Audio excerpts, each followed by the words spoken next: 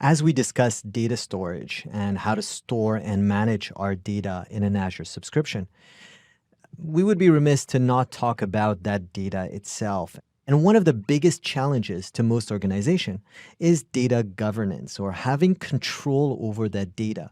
Understanding that if we have hundreds of SQL server databases, we have many different storage accounts and blobs and many different locations on our network, both on-prem and in the cloud, that store data. We need to have a control over that data, understand how that data is being used, and have a clear view into the data health.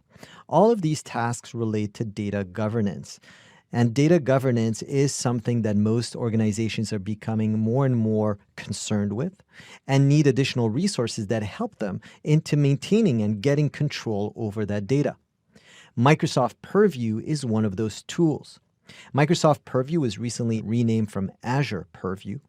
And as it relates to the data that is stored in your Azure subscription, we will talk about how to create a Microsoft Purview account and look at some of the resources that are associated with that. We are not going to dig deep into the functionality of Microsoft Purview and all of its ability to scan and organize and classify all of your data to get that best control over it. We're not going to go deep into the mapping functionalities of Microsoft Purview that allows you to get a global view of all of your data across your organization.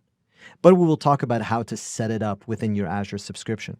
So one of the first things that I need to do is create a Microsoft Purview account. So it's an additional resource in my subscription. I'm going to select my resource group that is going to host the Purview account. As well, I'm going to give it a name. And you notice that Purview 1 is already in use. Again, an example of one of these names that need to be globally unique.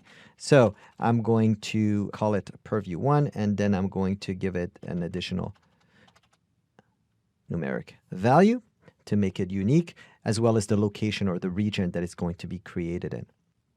Then it's going to create a resource group specifically for this Microsoft Purview account, as well as create a storage account and an Event Hub.